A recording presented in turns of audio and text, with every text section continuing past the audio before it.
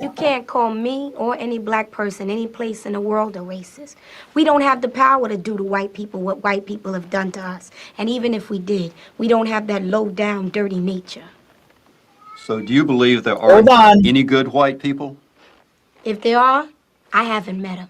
Where are they? They're right here. Here's not a dirty, low down nature racist white person. Hey guys, welcome to the After the Bar show. This is not the Morning Mayhem show. It might look like the Morning Mayhem show, but it is not the Morning Mayhem show. Let me just get this adjusted right here. How you guys doing? Happy Saturday. I know I was taking the weekend off, but I was just watching some YouTube and seeing a bunch of stuff on this case, on this Carmelo Anthony and Metcalf case. And I got a little heated. I was getting a little heated by what I was seeing. And I know I touched on it a little bit last week, just about the crowdfunding violence, alleged violence for the defendant, the perpetrator. And that's still an issue, but I think they're getting it figured out, or it's been stopped. And now there's some like conspiracy, and I might touch a little bit on that today. There's some conspiracy, a little bit. I better make sure you guys can hear me. I guess you guys would already be saying like, we can't hear you. Conspiracy with his legal team now, being funded by this crowdfunding, which is what it was crowdfunded for. But this guy's got a history of fraud. He's been in a lot of trouble, and I got some information on him. I don't know if we'll get to that.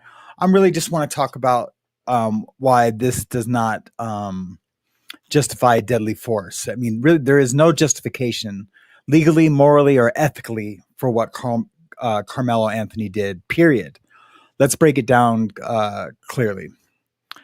Because you can't use deadly force just because someone touched you, especially not when you deliberately antagonize, provoke, and escalate a situation.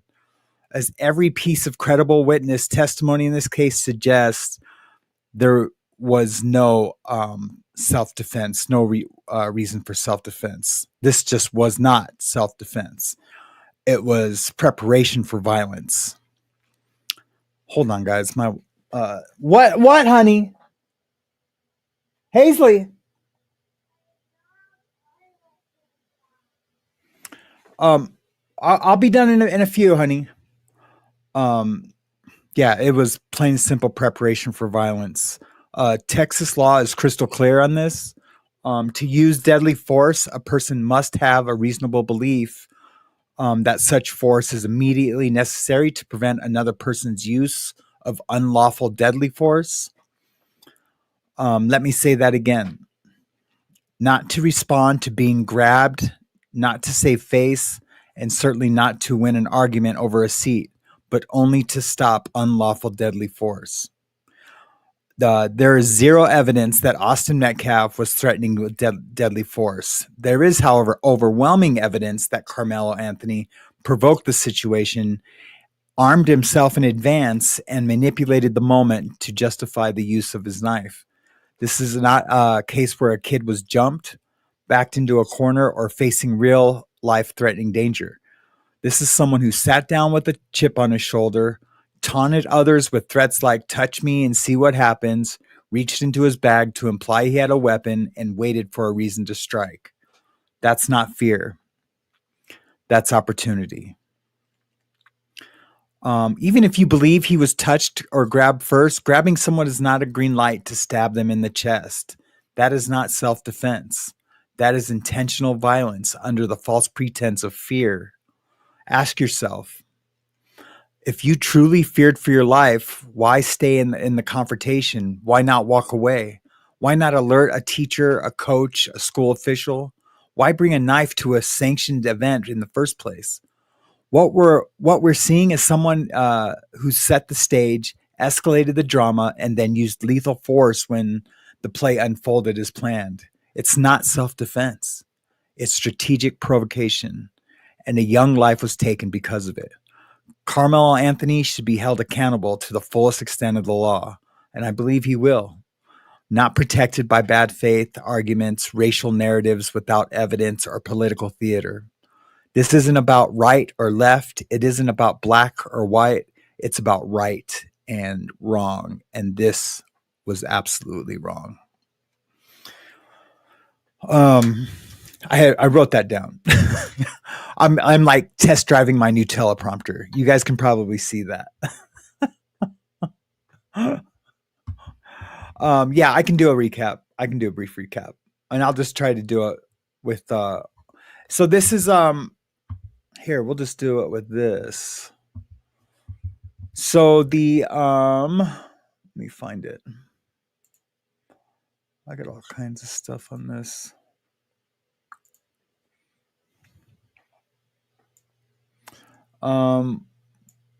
Here, let's just watch this real quick. Nicole.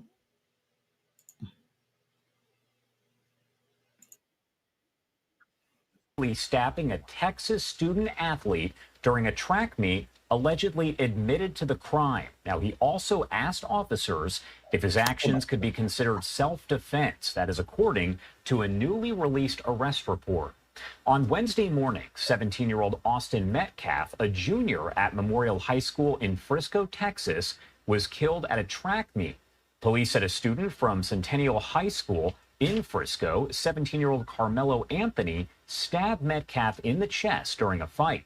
Anthony was arrested, now charged with first-degree murder, and is being held in the Collin County Jail on a $1 million bond. Our Fox 4 Dallas team has been covering all of the information here. Alex Boyer has the latest. In that 7-page arrest warrant affidavit, several witnesses, including Metcalf's twin brother, describe how that deadly encounter went down. It also revealed that the suspect reportedly admitted to a Frisco police officer that he stabbed Metcalf. My son is gone, and I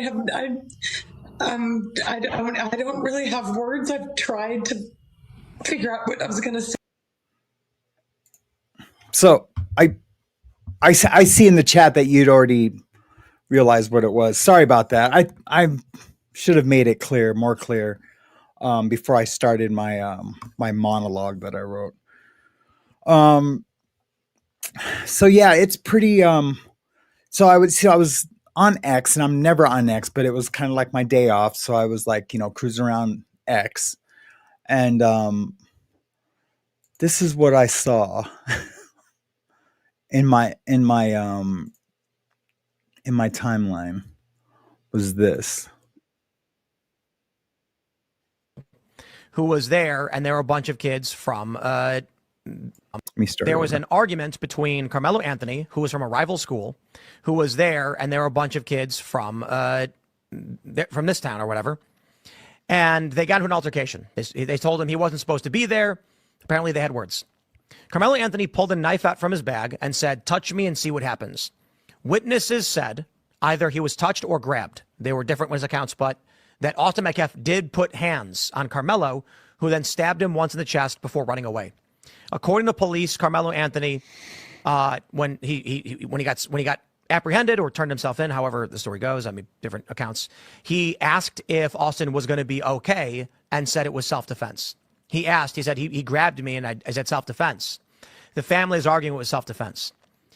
It's strange to me that with this story, the right is adamant that this kid just killed another kid and he should go to prison forever. And I'm like, we don't even know what happened. Like, you've got witness testimony that sounds like a fight happened at a school. Then I've heard the argument, yeah, well, he shouldn't have had a knife. Yeah, he shouldn't have had a knife. And no, it wasn't just a fight that happened in the school. He brought a knife to a school, and it's like, okay, what kind of knife was it? Was it a utility knife? Was it a sword? Doesn't matter. You can't bring knives to school, period. I mean, it's like national law. It's a safe zone. You can't bring any kind of weapon. And if you can't even say if it's a pocket knife, you can't bring it to school. I looked it up. You can't bring anything like that to school. So he's already, and he knows it. He knows it. Like, any kid that goes to school today knows they can't bring a knife to school. Switchblade? Was it a machete? Like, did he have a steak knife? Of course, it wasn't a machete. Machetes for cutting. Was he coming back from culinary class where he had He's just being fine Japanese ridiculous. blades for cutting cucumbers? I have But no I idea. get it. I get his shtick. You're allowed to carry knives in I'm pretty sure in Texas, especially if it's like a utility blade. You're also not allowed to grab It's a nice thing. You're also not allowed to grab people. grab someone. Nobody knows the exact specifics of this story. With I mean, the bottom line, you match force with force, but I get it. You don't have. It's not up to the. You don't have to. Say I'm getting jumped, like on the street. I'm at the gas station. I get jumped. Am I allowed just to start blasting people? Of course, I never would do that. I'll fight with these two dogs, but that's not enough reason. And here I have the Texas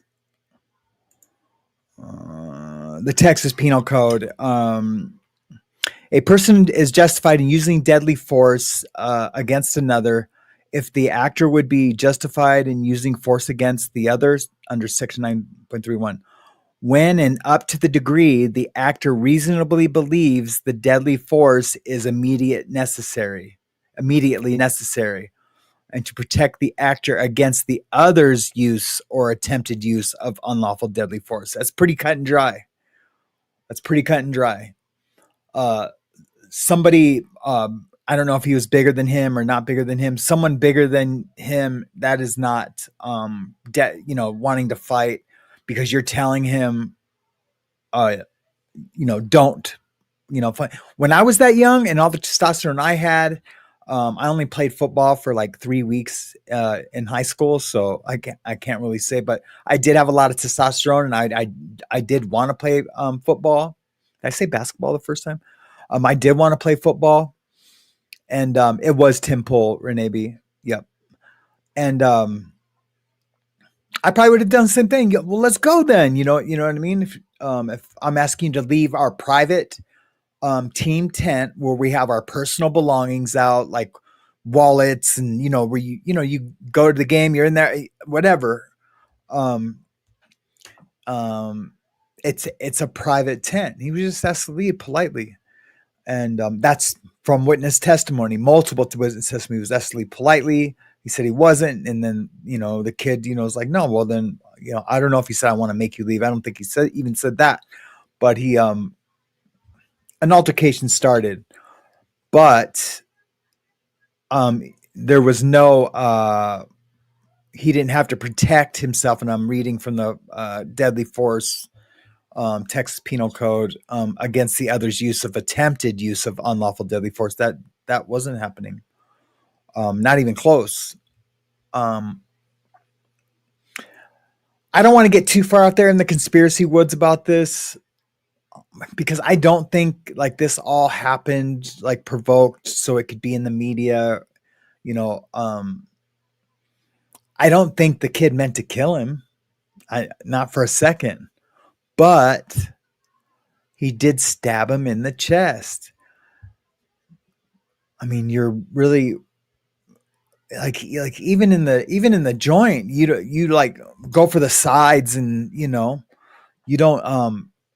try to get a guy in the chest. He had to have come down like that, because you would have to go like this. You know what I mean? Like drop down or go like this, and you're not even going to pierce anyone like that.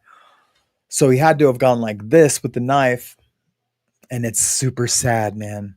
And it wasn't justified, and it wasn't, it wasn't self-defense, man. It just wasn't. So this dude, Tim Pools, is an idiot. He's an idiot. I'm trying to have a YouTube, what do you call it? Nemesis. And so I'm now declaring, Tim Pool my YouTube nemesis. He'll never hear who I even am, but down here in the weeds, like I want to be Tim Pool's nemesis. Because I just couldn't believe he said that. Anyways, what else do I have? Oh, I got a little bit of the police report too, and that's where I got. These are what I got from the witness statements. I have to get a little closer to read this. The victim, Austin, and the suspect, who was later identified as Carmelo Anthony. Anthony was from Sentinel High School and was sitting under the Memorial High School tent. This is like in the stadium down where the football players are sitting. Austin had told Anthony that he needed to move out from under the team's tent, and Anthony grabbed his bag, opened it, and reached inside and proceeded to tell Austin, touch me and see what happens. No one really thought Anthony really had any weapons in his bag. Austin proceeded to touch Anthony, and then Anthony told Austin to punch him. Oh, yeah, that's right. I forgot about that. He said, no, don't just touch me. Punch me. Punch me and see what happens. I've been in that situation before, like someone says, do this, and you do it, and they're like, well, no, you got to have to do this. And like, no, well, you're going to have to like do this. And, and say my mama, sold pickles in a pickle wagon or something. But I guess this guy only did it twice and stabbed this poor kid. Anyways, proceeded to touch Anthony, and then Anthony pulled out what was recalled as a black knife and stabbed Austin once in the chest and then ran away. Austin began grabbing his chest, telling everyone to get help. And he passed away in his brother's arms, his twin brother. This is an unfortunate incident. A lot of people are race baiting, and there's the only thing. I get how it's easy to turn this into a racial issue, or the people that want to turn it into a racial issue. I get how they can latch their ugly little claws into this. But they're wrong. They're wrong. And this kid's family, man, is hired this guy. It's this guy right here.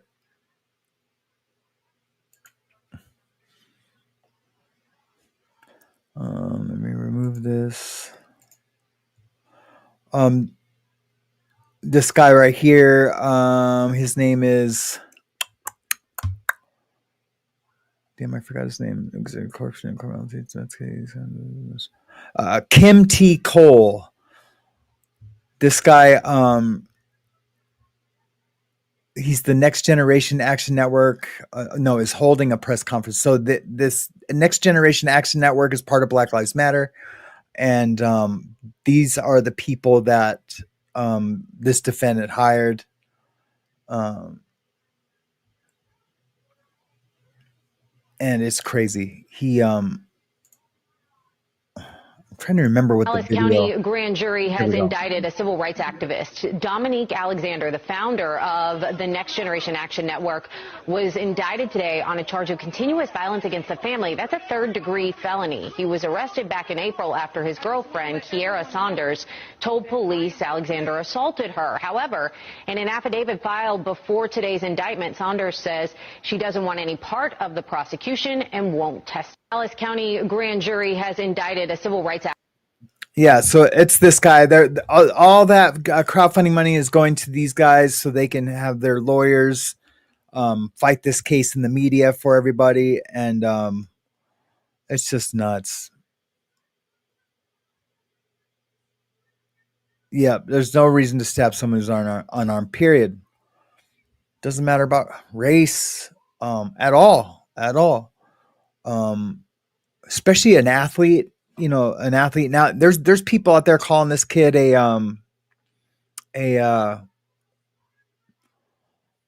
white supremacist. There was one guy here. Let me find that. They were calling this kid a white supremacist. I was like, what? This dude's an idiot. Yeah, right here. This Tariq Nasheed. I found this on X earlier. And look, I found all this stuff, not even trying to research it. I was just like scrolling on X, and this stuff was just popping up in my news feed. And I don't follow any of these people. It just was popping up. Tariq Nasheed. This is what he said. This was just 16 hours ago. A suspected white supremacist named Austin Metcalf, that's the victim in this case, pictured here with his twin, allegedly demanded honor student, which is an absolute lie, demanded honor student Carmelo Anthony give up his seat like it was the Jim Crow era. Carmelo defended himself from the alleged threat. The Daniel Penny case set this precedent. First of all, Carmelo Anthony was not an honor student. I have a screenshot of his last 4 years GPAs in there. None of them broke a 2. It's like 1.3, 1.1, 1.3, 1.4. And that's not honor student GPAs. If it was, I'd have been an honor student 2 times over. And then, graduated magna cum laude and, all the things. So, yeah, just a lot of people are latching on this case. It's going to be a big case. I feel it. I feel it's going to be bigger than, I don't know, Floyd was big, man. George Floyd was big. But it might be because I don't know. Maybe not because the black kid and the white kid died. And so I don't know for sure if there's going to be some white activists protesting about this and taking it to the next level. We don't have a White Lives Matter group to go to different cities and protest. And thankfully we don't have a White Lives Matter. That would be just as bad, as having a fraudulent institution like BLM. And I say that with knowledge that it's true and I can stand on that with facts and receipts and, news stories about the founders, building these huge mansions when they used to live in an apartment before BLM started. And within a year, they're buying these huge mansions. So yeah, I don't, here's the deal. I get what BLM stood for, but somewhere it twisted and turned. And maybe I just need to do, since I'm talking about it, maybe soon I'll do a thing what's good about BLM and then what has twisted it off into the I don't know. I don't even know what to call it. What has become the fraudulent part of BLM, and then the what they're trying to, the racism, or they're baiting racism where it doesn't need to be, baited. So I'm going to have to do that because now that I've talked about it, I guess I have to really stand firm exactly what I mean. So I'll do that really soon, guys. And it'll be respectful. And you see, they just tore down the BLM, and it wasn't a memorial, but in Washington D.C., they tore down the Black Lives Matter. It's not a memorial. It was like a monument or something for Black Lives Matter. They tore it down, and there was they were interviewing